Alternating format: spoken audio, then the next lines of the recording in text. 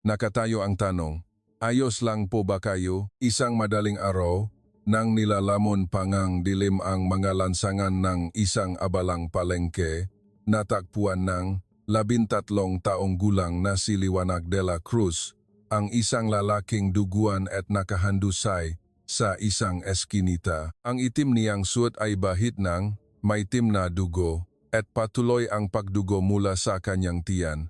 Sa nanginginig na mga kamay, pinigilan ni Liwanag ang daloy ng dugo. Sana'y huwag po kayong mamatay, bulong niya. Isang linggo matapos ang insidenteng iyon, ilang itim na luhong sasakyan ang huminto sa harap ng ospital kung saan naka-confine ang ina ni Liwanag.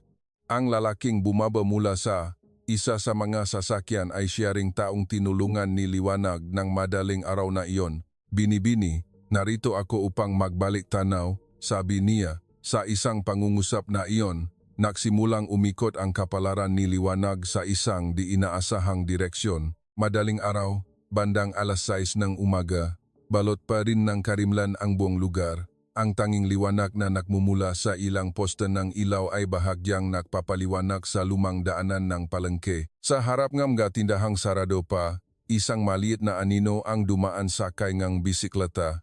Si Liwanag de la Cruz, 13 taong gulang, isang grade 2 student sa isang pampublikong paaralan, habang naglalabas ng puting usok mula sa kanyang bibig sa lamig ng umaga, pinapadya niya ang kanyang bisikleta na may dalang basket ng tinapay at gatas sa kanyang dibdib. Nasa 30 kabahayan sa paligid ng palengke ang kanyang inihahatiran. Natatapos niya ang lahat ng pahahatid bago mag-alas 6 ng umaga.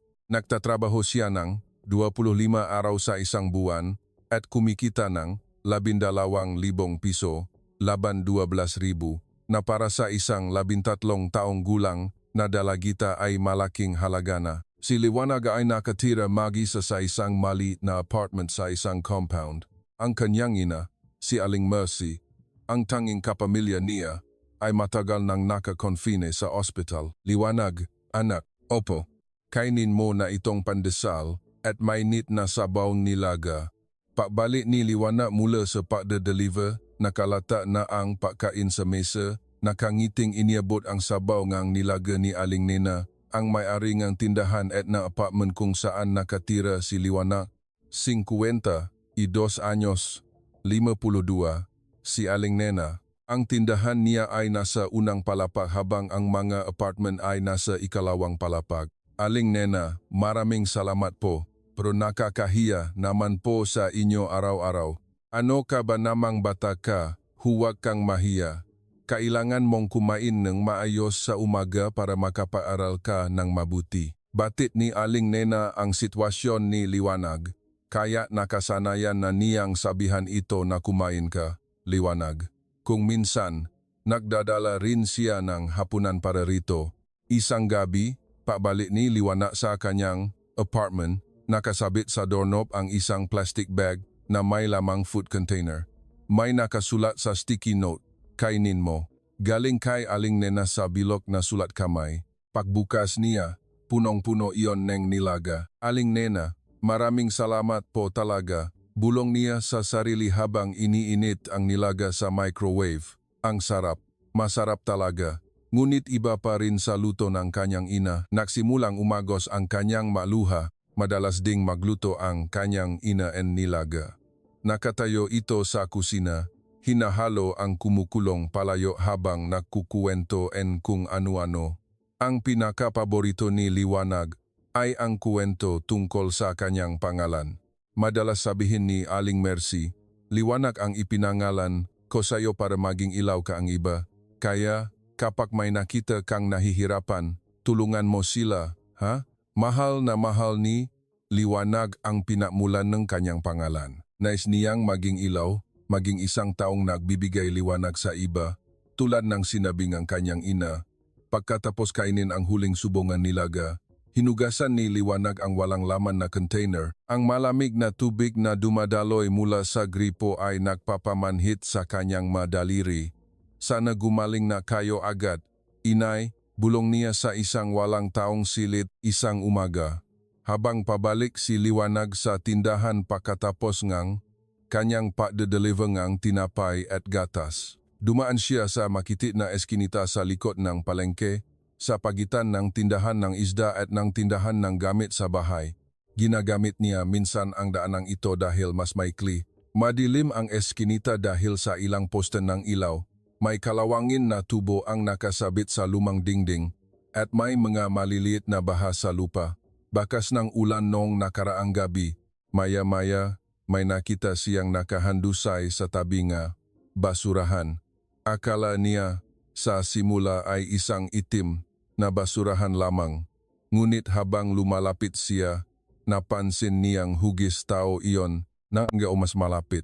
Nakita niya ang isang lalaking nakasuot ng itim na suit, si Don Kenshin, na nakaupo at nakasandal sa dingding. Nakahawak si Don Kenshin sa kanyang tiyan at hindi siya gumagalaw. May amoy na parang bakal ang umalingasaw. Nang tingnan niyang mabuti, ang puting kamiseta ni Don Kenshin ay punong-puno ngang maitim na dugo. Napasinghap si Liwanag. Biglang bumilis ang tibok ngang kanyang puso. Ngunit ni sa sandali ay hindi niya inisip na tumakas. Nabalik sa kanyang isip ang mga salita ngang kanyang ina. Kapag may nakita kang nahihirapan, tulungan mo sila, ha? Nang malaman niya, bumaba na siya sa bisikleta at tumakbo palapit kay Don Kenshin. Ayos lang po ba kayo? Sa boses ni Liwanag, bahagyang iminulat ni Don Kenshin ang kanyang mga mata. Matatalim ang mga mata nito, ngunit mahina at hindi nakatingin ng diretso. Tatawagan ko po ang emergency, sabi ni Liwanag habang inilalagay ang kamay sa bulsa. Umiling si Don Kenshin. Huwag kang tumawa ng emergency. Nasa bulsa ko ang telepono. Tawagan mo si Mang Tonyo. Sige na, pakiusap. Nangingini ang mga kamay ni Liwanag habang kinukuha ang telepono mula sa bulsa sa dibdib ni Don Kenshin. Pindutin niya ang pangalan ni Mang Tonyo na nasa pinakataas ng call history. Hello? May lalaki po ditong nakahandusay at maraming dugong lumalabas. Nasa likod po kami ng tindahan ng isda sa palengke. Pakiusap po, bilisan niyo, paparating na ako, sagot sa kabilang linya. Pagkatapos ng tawag, sinabi ni Don Kenshin, "Bini-bini, pakipigilan mo itong sugat." Lumuhod si Liwanag, at sa nanginginig na mga kamay ay pinigilan niya ang sugat. Dumaloy ang mainit na dugo sa kanyang palad. "Tito, huwag po kayong bibitaw. Huwag po kayong mamatay."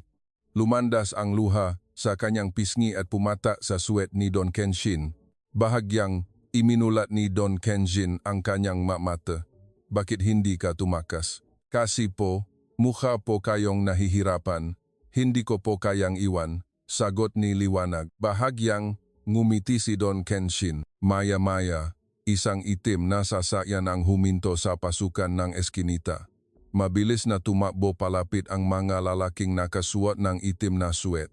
"Wala tayong oras. Dalhin agad natin siya." Lumuhod si Mang Tonyo sa tabi ni Liwanag at sinabi, "Bini-bini, maraming salamat. Kami na ang bahala rito." Dahan-dahang binitiwan ni Liwanag ang sugat. Nanginginig ang kanyang kamay na puno ng dugo at hindi niya ito makontrol. Pagkatapos, mabilis na nilagyan ng first aid ng mga lalaking nakaitim na sute si Don Kenshin at isinakay siya sa stretcher papunta sa sasakyan. Sumunod si Mang Tonyo, ngunit bago sumakay sa sasakyan, iniabot niya kay Liwanag ang isang business card. "Bini-bini, malaking tulong ang ginawa mo. Kung sakaling makaroon kang problema, siguraduhin mong tatawagan mo kami." Nakasulat sa business card ang Don Kenshin, ang grupo, Mang Tonyo. Matapos umalis ang itim na sasakyan, naiwan si Liwanag na nag-iisa sa eskinita. Tinitigan niya ang kanyang duguan na mga kamay at ang business card. Pagbalik ni Liwanag sa tindahan, naroon si Aling Nena. "Liwanag, nasugatan ka ba?" Tumayo si Aling Nena mula sa kanyang upuan at tumakbo palapit. "Saan masakit? Kailangang gamutin agad yan." "Ayos lang po ako, Aling Nena. Wala po akong sugat." "Wala kang sugat? Bakit may dugo ka?" "Tinulungan ko po kasi yung isang lalaking nakahandusay sa daan," paliwanag ni liwanag habang nahuhugas ng kamay sa lababo ng tindahan. Ikinuwento niya ang tungkol sa lalaking nakaandusay sa eskinita, ang pagpigil niya sa sugat, at ang business card na ibinigay sa kanya. Patingin ng business card, sabi ni Aling Nena. Pagkuha ni Aling Nena sa business card mula sa kamay ni Liwanag at pagbasa sa mga nakasulat, biglang nabago ang kanyang ekspresyon. Bahagyang binaba ni Aling Nena ang kanyang boses at sinabi, Liwanag, yang taong yan sa business card, miyembro yan ng ang grupo. Ang grupo? Mabuting bagay ang patulong sa kapwa. Pero siguro ay huwag ka na masyadong makialam pa sa kanila, ha?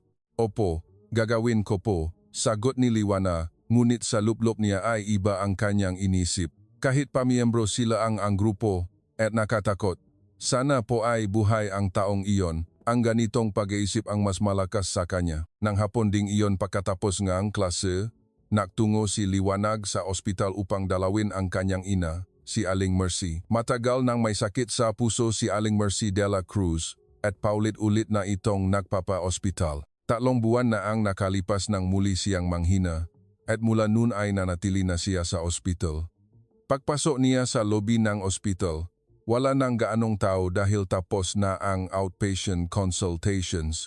Ang puting ilaw ang fluorescent lamp ay sumasalamin sa dingding at sa sahig na nabibigayng malungkot na pakiramdam.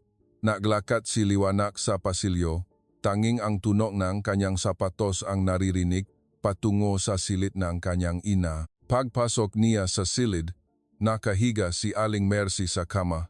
May tubo ng intravenous fluid na nakakabit sa kanyang braso at maputla ang kanyang muka. Ngunit nang mapansin niya si Liwanag, biglang sumaya ang kanyang ekspresyon. Kumusta po kayo, inay? Ay, okay lang ako, anak. Huwag kang mag-alala, sabi ni Aling Mercy habang hinahawakan ang kamay ni Liwanag. Malamig at walang lakas ang kamay nito. Dati mas mainit at mas matatag ang mga kamay niya. Liwanag, patawarin mo ako. Kung malakas lang sana ako, hindi ka na mahihirapan ng ganito. Hindi po ninyo kasalanan, inay. Ang mahalaga po ay gumaling na kayo agad. Gusto ko na pong makatikim ulit ng luto ninyong nilaga. Napuno ng luha ang mga mata ni Aling Mercy.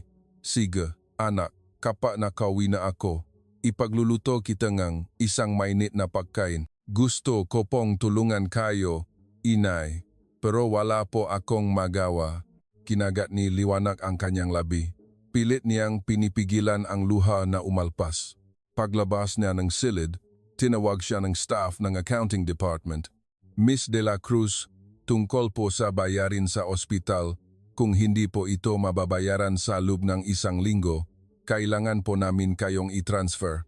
Pakibigay po ito sa ina ninyo. 1 linggo lang po. Hindi po ba pwedeng maghintay pa ng kaunti? Patawat po.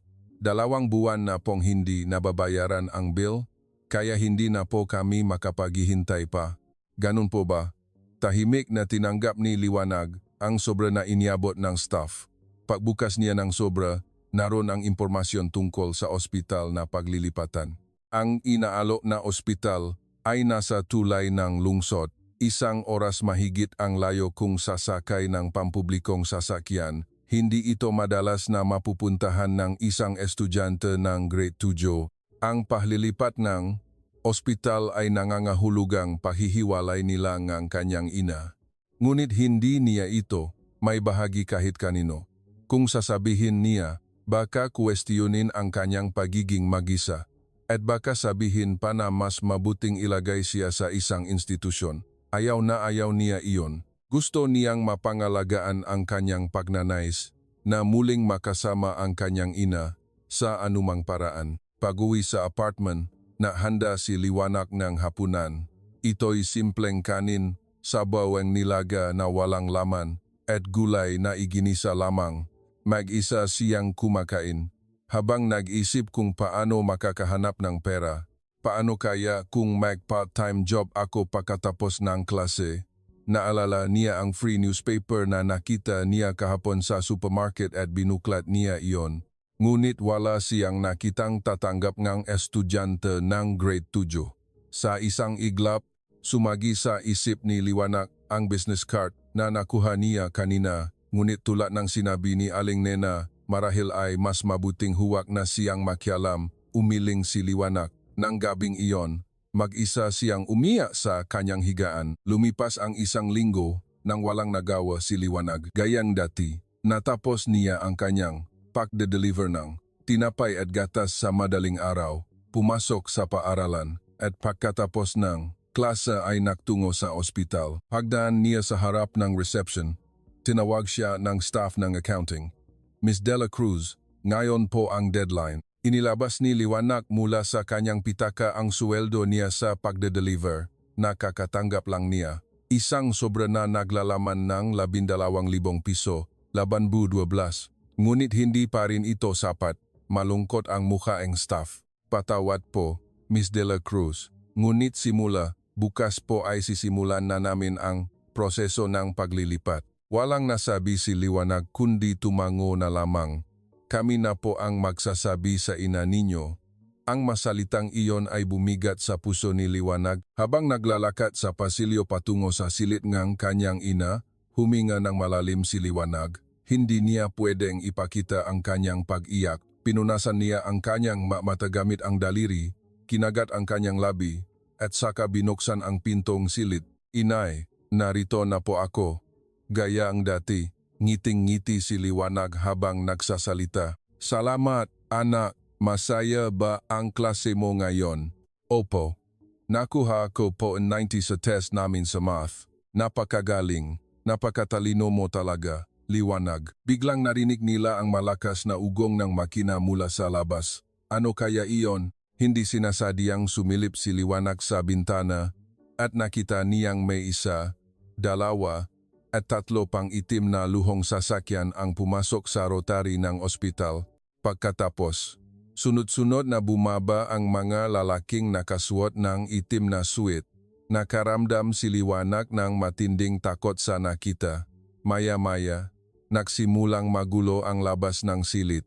Inay, titignan ko lang po kung ano iyon, sabi niya kay Aling Mercy. Paglabas niyang silid, nakita niya ang malalaking nakasuot ng itim na suet na nagkukumpulan sa harap ng nurse station at sa gitna nila ay isang pamilyar na muka.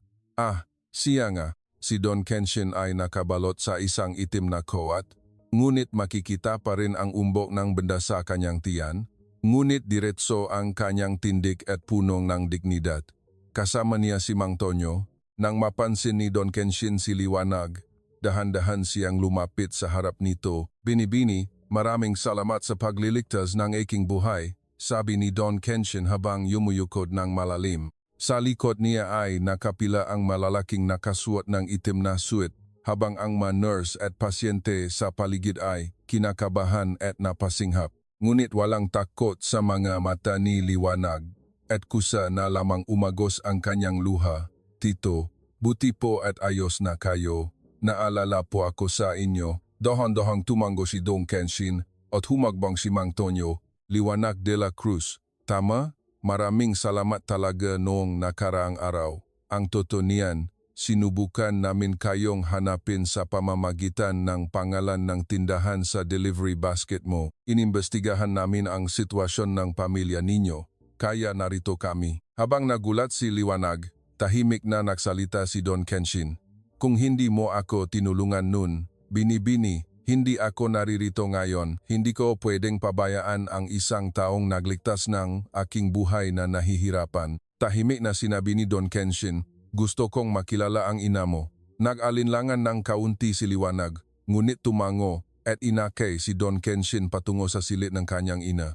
Sumunod si Mang Tonyo, habang ang ibang lalaking nakaitim na suit ay naiwan sa pasilyo. Pagbukas niya ng pinto ng silid, malinaw na pagtataka ang nakita sa mukha ni Aling Mercy. Liwanag, sino sila? Lumapit si Don Kenshin kay Aling Mercy at muling yumukod ng malalim. Magandang araw po. Ako po si Kenshin. Patawad po sa biglang pagbisita. Ang totoo po, ang inyong anak po ang nagligtas ng aking buhay at narito po ako upang magpasalamat. Nagmamadaling nagsalita si Liwanag. Patawad po, inay, hindi ko pa po nasasabi sa inyo. Nung nakaraang araw po, may nakita po akong nasugatan sa daan at tinulungan ko po siyang gamutin. Sabi niyo po kasi, di ba, na kapag may nakita akong nahihirapan, tulungan ko po sila. Napuno ng luha ang mga mata ni Aling Mercy. Ganon ba anak, napakabait mo? Tahimik na nagsimulang magsalita si Don Kenshin. Patawad po sa pag-imbestiga sa inyong sitwasyon, Aling Mercy.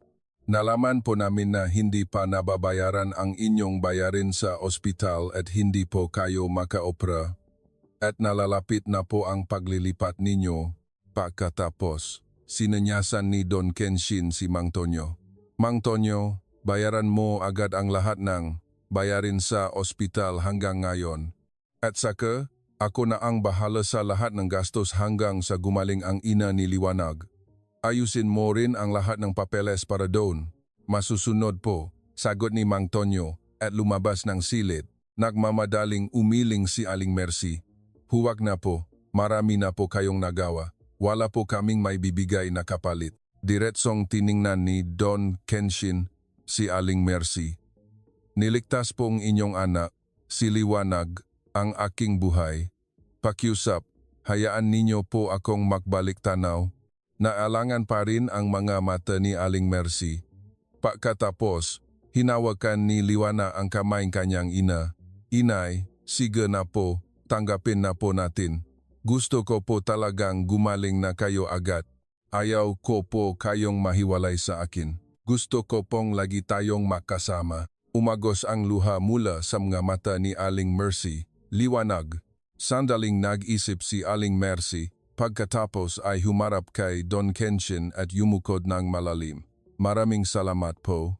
Matapos ang pangyayaring iyon, sa pag-ayos ni Don Kenshin, nabayaran ang lahat ng bayarin sa ospital na matagal ng balyado at sa wakas ay nakaoprahan na si Aling Mercy. Matagumpay ang operasyon at sinabi ng doktor, maganda po ang resulta ng operasyon. Kailangan pa po ng kaunting rehabilitasyon, ngunit makakabalik na po kayo sa normal na pamumuhay. Maraming salamat po, sagot ni Liwanag. Paglabas ni End of the Salamat over, consultation room, lumuhod siya sa pasilyo at umiyak sa labis na tuwa. Lumipas ang 2 linggo, at nang matukoy na ang araw ngang paglabas ni Aling Mercy mula sa ospital, binisita siya ni Don Kenshin sa kanyang silid. Ah, Tito Kenshin. Tumakbo si Liwanag palapit kay Don Kenshin na bahagyang napakamot sa ulo na parang nahihiya. Liwanag, Aling Mercy, narinig ko, uwi na raw kayo. Bumangon si Aling Mercy mula sa kama at yumukod ng malalim. Don Kenshin, maraming salamat po talaga. Dahil po sa inyo, nagawa ang operasyon. Huwag po kayong magsalita ng ganyan. Nagbalik tanaw lang ako, sagot ni Don Kenshin. Umupo si Don Kenshin sa upuan at inilagay sa mesa ang isang sobre na naglalaman ng susi at mga dokumento. Ito, ipinahanda ko kayong 2 ng bagong apartment. Mas maluwag at mas maliwanag kaysa sa dati ninyong apartment. Maganda rin ito para sa pagpapagaling ni Aling Mercy. Siyempre, ako ang magbabayad ng renta. Nakatinginan si Aling Mercy at Liwanag.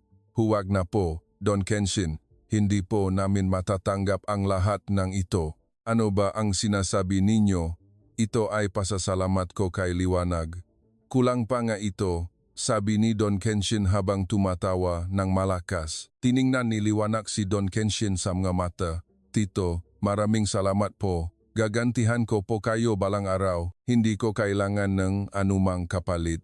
Masaya na ako basta malusog kayo, sagot ni Don Kenshin. Pagkatapos ning 2 linggo, sa wakas ay dumating na ang araw ning paglabas nila. Isang araw bago sila lumipat, binisita ni Liwanag si Aling Nena. Aling Nena, maraming salamat po talaga sa lahat ng tulong ninyo.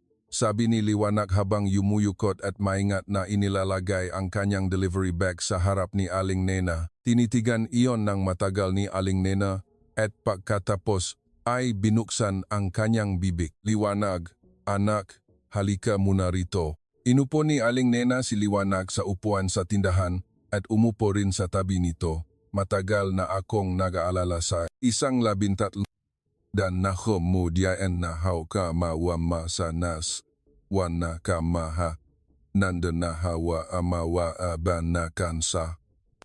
Aha, ko babagsak ka balang araw na Hamas, mag-isa, pumapasok sa paaralan at dinadalaw ang ina sa ospital. Akala ko, babagsak ka balang araw. Pero napakabait at napakatatag mo, liwanag. Hindi ka kailanman nahuli at hindi ka kailanman nagreklamo. Aling Nena, umagos ang luha sa mga mata ni liwanag. Dahil po sa inyo, Aling Nena, lagi po kayong nag-aalala sa akin at nagdadala ng pagkain.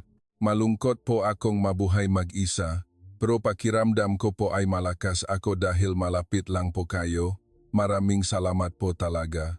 Umagos din ang luha sa mga mata ni Aling Nena. Liwanag, sigurado akong magiging masaya ka pa ng sobra-sobra sa buhay mo. Ako ang magagarantiya niyan.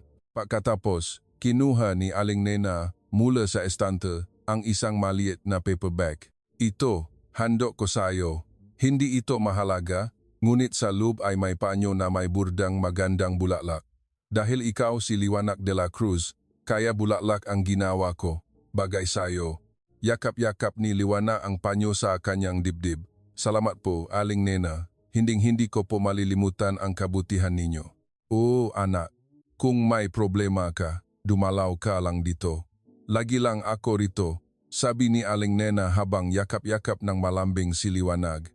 Kinabukasan matapos lumabas sa ospital si Aling Mercy, lumipat si Liwanag at ang kanyang ina sa kanilang bagong apartment. Ang ganda naman ng lugar na ito, inay. Karapat-dapat ba tayong tumira sa ganito kagandang lugar? Tama ka, anak, sagot ni Aling Mercy. Mula sa bintanang nakaharap sa timog, malalim na sumisikat ang sikat ng araw sa umaga at malambing na umayon ang puting kurtina. Sa loob ng ilang buwan, regular na binibisita ni Don Kenshin si Liwanag at Aling Mercy, nagdadala ng bigas, gulay, at iba pang pangangailangan sa bahay. Sige, ako na po. Matapos ibigay ang mga dala niya sa pintuan, agad na umalis si Don Kenshin. Malinaw na nararamdaman ang pag-aalala niyang huwag makagulo. Isang araw, habang paalis si Don Kenshin tulad ng dati, tinawag siya ni Liwanag. Tito, bakit po ninyo kami tinutulungan ng ganito? Sandaling tumigil si Don Kenshin. Pagkatapos ay nagsimulang magsalita ng may malalim na pag-isip. Nawalan ako nga magulang sa isang aksidente noong 5 taong gulang pa lamang ako. Walang sinuman sa mga kamaanak namin ang kumuha sa akin at labis akong kinabahan. Kaya alam ko, higit sa sinuman, ang kalungkutan ng walang magulang at ang pangamba ng walang mapagkatiwalaang matanda. Ang nagbigay sa akin enega, lugar na titiran, ay ang pinuno enega, grupo nun, sa amin, si Don Roberto. Sabi niya, halika rito, ako na ang bahala sa iyo. Nung hawakan niya ang malaki niyang kamay, pakiramdam ko, hindi na ako nag-iisa. Na may taong magpoprotekta sa akin, napakasaya pala. Naalala ko pa rin ang kapayapaang naramdaman ko noon. Binalik ni Don Kenshin ang tingin kay Liwanag. Siyempre, ang pagbabalik tanaw sa paglilitas mo ngang, aking buhay ang pangunahing dahilan. Pero hindi ko rin kayang pabayaan ang isang batang tulad mo, Liwanag, na mag-isang sinusuportahan ang iyong ina. Umaasa lang ako na sanay makita ko ang iyong paglaki. May pagnahihiya niyang sinabi. Pagkarinig ni Liwanag sa mga salita ni Don Kenshin, naramdaman niya ang init sa kanyang puso. Sa simula, medyo kinakabahan si Liwanag kay Don Kenshin. Hindi niya maalis sa isip ang salitang ang grupo na narinig niya kay Aling Nena. Ngunit ang pagtrato ni Don Kenshin kay Liwanag ay laging malumanay at may malaking pagkakaiba sa imahe na karaniwang iniisip ng mga tao sa isang miyembrong grupo at sa Don Kenshin na nasa harap niya. Ngunit nang sabihin ni Don Kenshin ang totoo niyang damdamin, naramdaman ni Liwanag na si Tito Kenshin ay isang taong mapagkakatiwalaan mula sa puso. Sa wakas, buong puso siyang naniwala rito, isang araw, binisita siya ni Don Kenshin at nakita ang resulta ng test ni Liwanag sa mesa. Sa numerong 95 sa Science at 92 sa Math, napamangha si Don Kenshin at naksalita ng may pagkaingay. Liwanag, ang galing mo, ang taas na gradas mo, hindi ko talaga maintindihan ang matanong na yan. Sa kanyang malakas na pagtawa, napatawa rin si Liwanag. Dahil dito, unti-unti ring nagbukas ang puso ni Aling Mercy kay Don Kenshin. Akala ko po nakakatakot ang mga miyembrong grupo, pero napakabait pala ni Don Kenshin, sabi ni Aling Mercy. Opo, inay, ganon din po ang tingin ko. Lumipas ang ilang buwan, at patuloy na gumagaling ang kalusugan ni Aling Mercy. Bumuti ang kanyang kutis, at kaya na niyang gawin ang mga gawaing bahay. Nang sabihin ni Aling Mercy na maghanap na siya ng trabaho, sinabi ni Don Kenshin na may kakilala siyang nangangailangan ng tulong. Ipinakilala niya ang trabaho ni Aling Mercy. Nagsimulang magtrabaho si Aling Mercy sa isang bagong lugar at unti-unti, nagsimulang maging independent ang kanilang pamumuhay. Don Kenshin, maraming salamat po sa lahat. Sa wakas po ay maayos na ang aming buhay at kaya na po naming bayaran ang renta. Sige, pero pwede pa rin ba akong dumalaw ng ganito? Opo, siyempre po. Pagkatapos nito, dahan-dahang nagbago ang relasyon ng dalawa at ni Don Kenshin.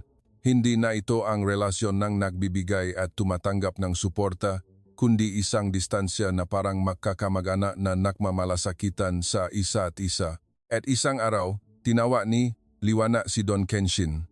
Tito, sabay na po tayong kumain ngayon. Sobra po kasing dami ang nilutong curry ni inay. Ay, nakakahiya naman. Baka makaisturbo ako. Hindi po kayo nakakaisturbo. Mas masarap po kung marami tayong kakain. Don Kenshin, huwag po kayong mag-alala. Lagi niyo po kaming tinutulungan, kaya hayaan niyo po kaming bumawi kahit ganito lang. Ganun ba? Sa harap ng curry na nakalata sa mesa, nahihiyang pinaisa ni Don Kenshin ang kanyang kamay. Kakain na po, tito. Okay lang po ba sa inyo ang maanghang? Oh, anak, ay, medyo maanghang po talaga ang cherry ni inay. Baka po umiyak kayo, huwag mo akong maliitin. Sino ba ang akala mong kaharap mo?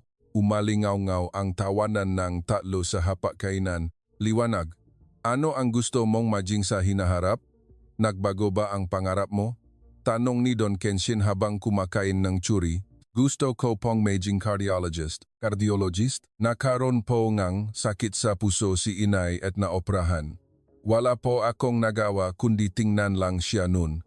Nang nakahandusay po kayo, wala rin po akong nagawa kundi pigilan lang ang sugat. Tinitigan ni Liwanag ang kanyang makamay. Kung doktor po sana ako, kaya ko po sana silang iligtas gamit ang sarili kong makamay. Kaya po, sa susunod, gusto ko pong iligtas ang buhay ng iba gamit ang sarili kong makamay. Tahimik na tinitigan ni Don Kenshin ang muka ni Liwanag.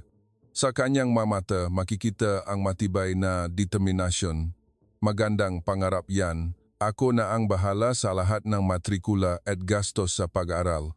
Ay, Don Kenshin, marami na po kayong nagawa para sa amin. Kung maging doktor ka, Liwanag, at makapagligtas kang maraming buhay, yun na ang pasasalamat ko sa iyo, sabi ni Don Kenshin.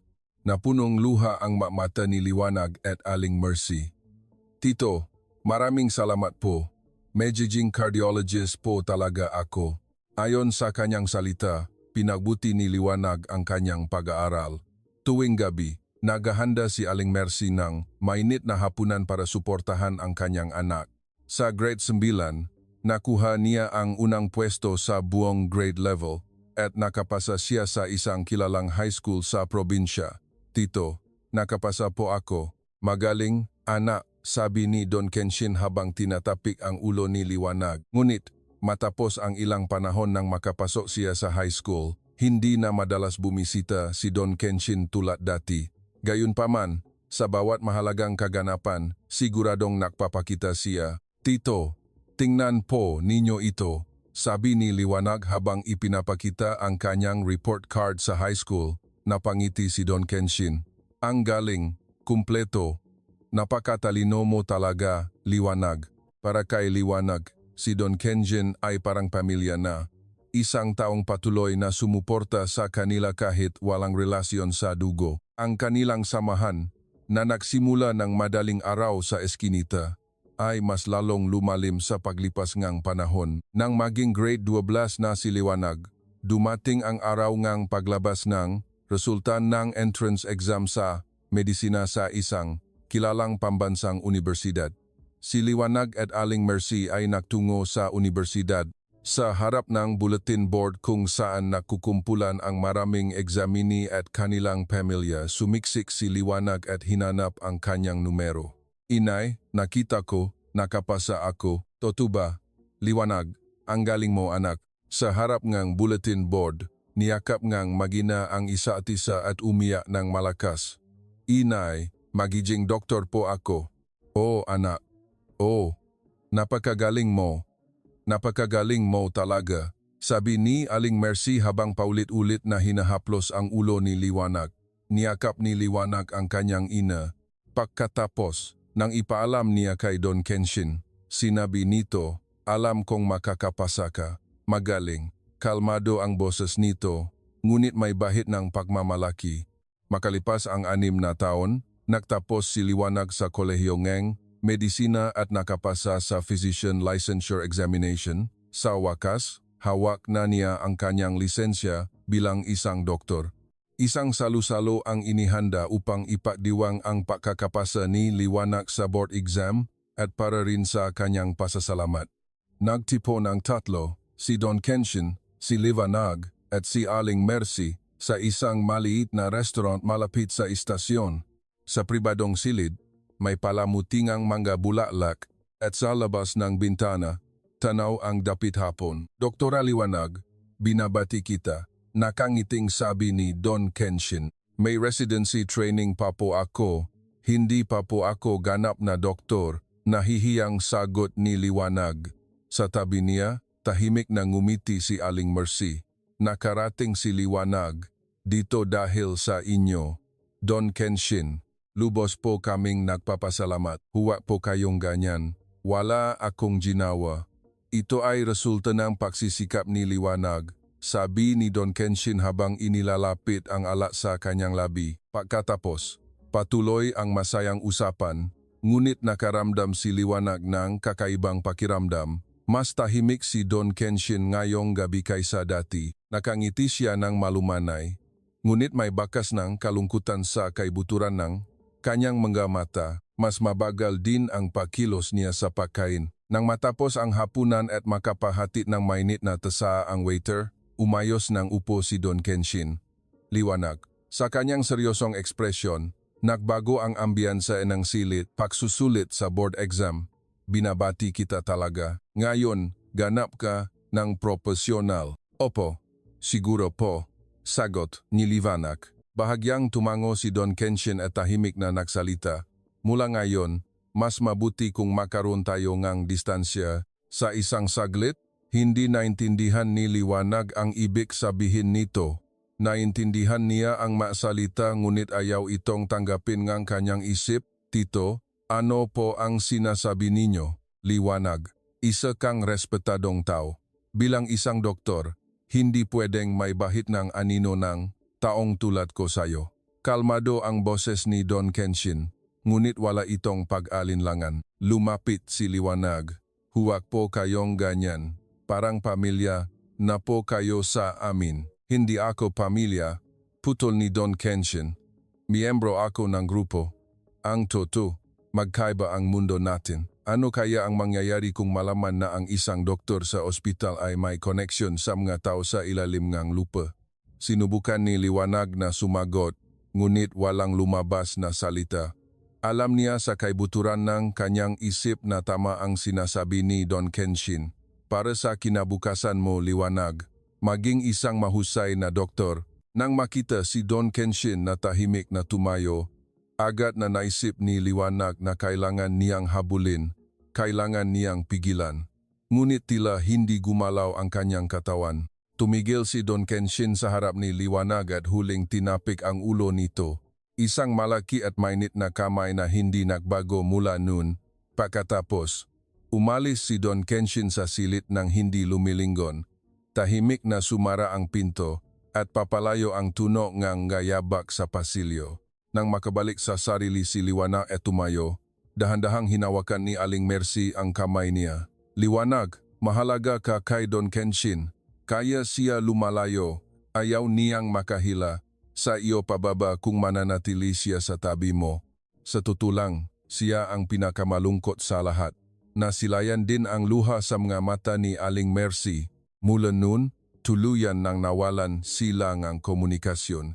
Ilang beses na niyang inanyayahan si Don Kenshin na kumain, ngunit kapag tumatawag siya, sinasabi nitong medyo abala ako ngayon, sa susunod na lang, at iniwasan siya. Hindi rin niya sinasagot ang mga mensahe.